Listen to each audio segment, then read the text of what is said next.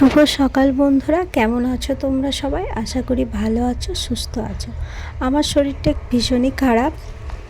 ঘুম থেকে ওঠার পরে মাথাটা ভীষণ যন্ত্রণা করছিল, চোখ মুখও জ্বালা জ্বালা করছিল। তাও আমি বাড়ির সমস্ত কাজ যেটুকু আমি করেছি। তখনও আমি বুঝতে পারিনি যে আমার শরীরটা এতটা খারাপ করবে।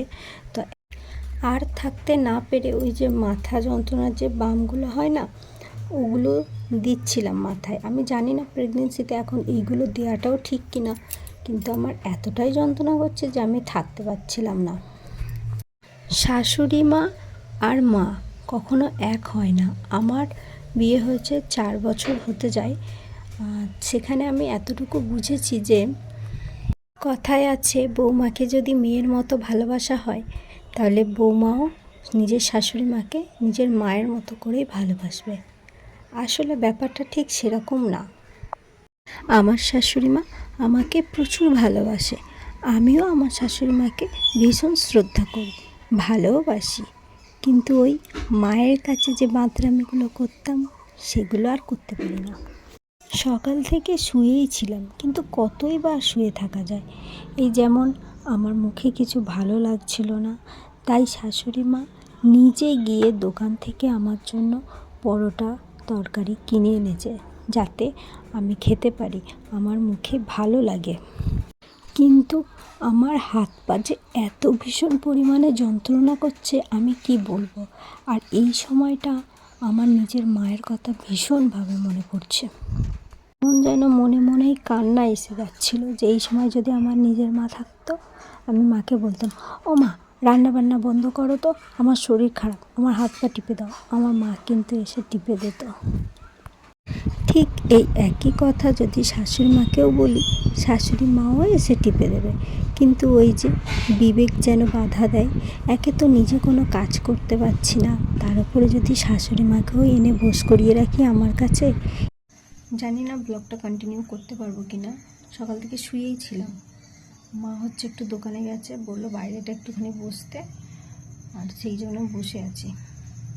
এর আগেও এরকম হয়েছে, তোমার দাদাভাইয়ের শরীর খারাপ হয়, জ্বর হয়, ওরটা ভালো হয়, হয়েই আমারটা ধরে। মানে এর আগেও এরকম হয়েছে। আর এই অবস্থায় আমি কেনা কোনো ওষুধও খেতে পারবো না, ডক্টরকে না জিজ্ঞাসা করে। আজ অনেকটা তাড়াতাড়ি স্নান করে নিয়েছিলাম, ভাবলাম যদি স্নান করার পর বেশ ভালো লাগে, ঝরঝরে লাগে শরীরটা। স্নান হয়ে গেছে, ঠাকুর নমস্কারও দিয়েছি। এখন আমার শরীরটা ঠিক হয়নি, কেমন যেন হচ্ছে। ওই স্নানের পর মা একটা আম দিয়ে গিয়েছিল, বললো কেটে খাও। এবার স্নান করে তো ফল খাওয়া যায় না, আমি একটুখানি বিস্কুট আর জল মুখে দিয়ে ফলটা খাচ্ছিলাম। আমরা যেমন আমাদের শাশুড়ি মাকে মা ভেবে সমস্ত বাদরামি করতে পারি না, আবার শাশুড়ি মাও আমাদেরকে নিজেদের মেয়ে ভেবে তাদের মেয়েদের সঙ্গে যেভাবে কথা বলে সেভাবেও বলতে পারে না। আমরা বলি আমাদের শাশুড়ি দজ্জাল, আমাদের সাথে সবসময় খিটখিট করে। দুজনেই দুজনের জায়গায় ঠিক, এই জন্যেই কখনো শাশুড়ি মা আর মা এক হয় না, এটাই বাস্তব। দুপুরে খাবারে ছিল ভাত আর মাছ ভাজা, আর এখানে ছিল মাছের ঝোল। বিছানা ছেড়ে নিচে চলে এসেছি, এত গরম বিছানা আমি শুতে পারি না, মাথা যন্ত্রণায় ছিটে যাচ্ছে।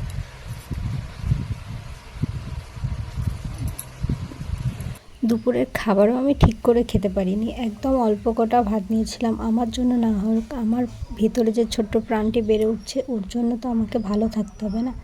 তোমাদের দাদাভাইও চলে এসছে কাজে থেকে, এসে আবার বাড়িতে কাজ করবে। আকাশটাও মেঘলা মেঘলা, কোনো কিছুই যেন মুখে ভালো লাগছে না, সব কিছুই যেন কেমন একটা খেতে লাগছে, স্বাদবিহীন লাগছে।